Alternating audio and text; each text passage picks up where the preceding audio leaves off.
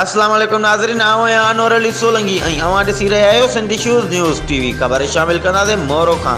Irrigation workers union CBA Rohri division irrigation Al Mehran union eight मोरो जे उहिदेदारनि मेंबरनि मुलाज़िमनि जाइज़ मुतालबनि जी मनताज़ा एहतिजाजी मुज़ाहिरो करे रैली कढी मोरो प्रेस क्लब अॻियां धरणो हयो वियो, जंहिंजी अॻुवाणी दिलदार सोलंकी, अज़ीम कलोड़ो, अज़ीज़ संग्रासी, मुश्ताक संग्रासी, सैयद पीर अली शाह, गुलाम मुस्तफ़ा सोलंकी, सजाद अली मला, मुर्तज़ा आलमानी, हबीबुल्ला सोलंकी, मोहम्मद लाखो, नूर मोहम्मद भुट्टो, आशिक़ हुसैन लुंड, शौकत अली बीहण, सैयद सूमर शाह, सलीम मला ऐं ॿिया करे रहिया हुआ।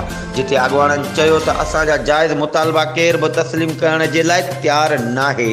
असां मुसलसल एहतिजाज करे रहिया आहियूं त असांखे सन कोटा, शहीद कोटा, सेहत card, group insurance, utility allowance समेत ॿिया जाइज़ हक़ ॾिना वञनि।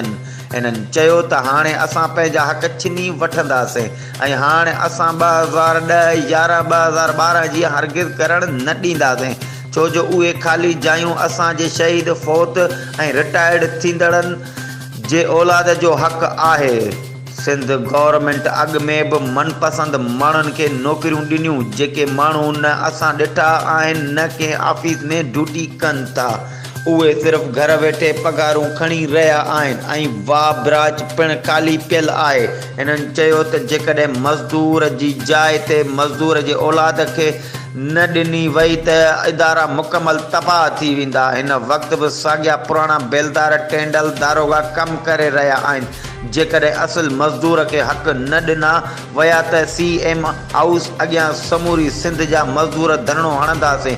उन दौरान को बि जानी माली नुक़सानु पहुतो त सिंध हुकूमत ऐं एरीगेशन खाते जा अमलदार हूंदा। आख़िर इंसाफ़ न थियो त अदालत जो दरवाज़ो खड़काईंदासीं। वधीक ख़बरुनि ऐं अपडेट्स लाइ ॾिसंदा रहो सिंधी शूज़ न्यूज़ टीवी।